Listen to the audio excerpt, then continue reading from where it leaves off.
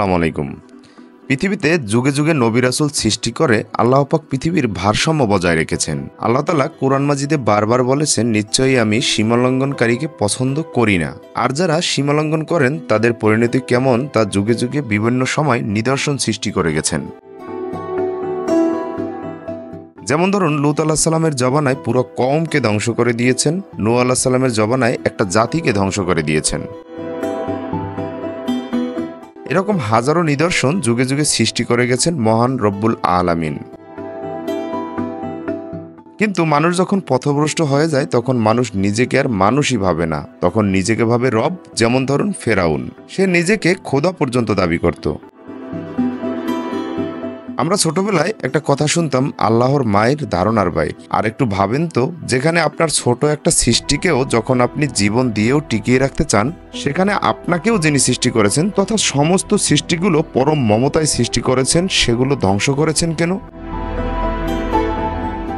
আপনি ভাবুন তো, গাজাবাসী যে নির্মম অত্যাচারের শিকার, সেটা দেখেও যাদের হৃদয় বিন্দুমাত্র কাঁদে না, তারা আবার মানবতার কথা বলেন। মানবতা শব্দটার ভিতরেও পৃথিবীতে পুঁজি করে চালানো হয় চরম ধ্বংসযজ্ঞ। মানুষ কতটা সীমা অতিক্রম করলে সৃষ্টিকর্তা নিজের গোছানো পরম মমতায় বানানো সৃষ্টিকে নিজেই শেষ করে দেন।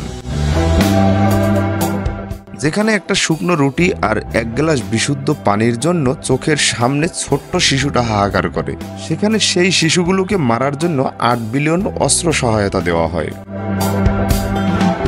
যেখানে গুলির জবাব দেওয়ার জন্য পাথরের টুকরো ছাড়া কিছুই নেই, সেখানে বিমান দিয়ে ধ্বংস করা হয় পুরো দেশটাকে।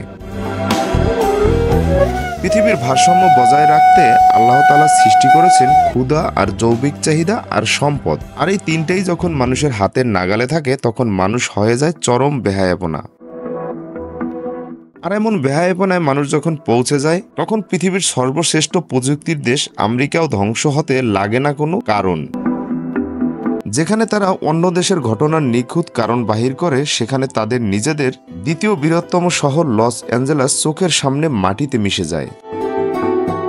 বলা হয় লস অ্যাঞ্জেলাস পৃথিবীর সবচেয়ে বেহায়াপনার শহর। এমন কোনো কুকর্ম নাই যেখানে না হয় নারী আর মদে ঘেরা এই শহরে। এই শহর যেন মুহূর্তেই হয়ে ওঠে চরম আর্তনাদের এক শহর। তাই তো বলা হয়, যখন সৃষ্টিকর্তা বলেন কোন, আর পালানোর জায়গা তো দূরের কথা, তখন অস্তিত্ব সংকটে দিশেহারা হয়ে পড়ে পুরো পৃথিবী। যদিও আমার চ্যানেলটি পুরোপুরি স্পোর্টস চ্যানেল, কিন্তু এমন একটি সাম্প্রতিক ঘটনা আপনাদের সামনে তুলে না ধরে আর পারলাম না। তাই লস অ্যাঞ্জেলাসের ব্যাপারটি যেমন একদিকে ভারাক্রান্ত হৃদয় বলতে হয়, আসলে মানবতার দিক দিয়ে খুবই হৃদয় বিদারক একটি ঘটনা। আবার ফিলিস্তিনের দিকে তাকালে মনে হয় এটা আসলে কোনো কিছুই না। তো আজকের ঘটনাটি আপনার কাছে কেমন লেগেছে অবশ্যই কমেন্ট বক্সে মতামত আশা করছি। দেখা হচ্ছে নতুন কোনো ভিডিওতে, ততক্ষণ পর্যন্ত ভালো থাকবেন, সুস্থ থাকবেন, টাটা।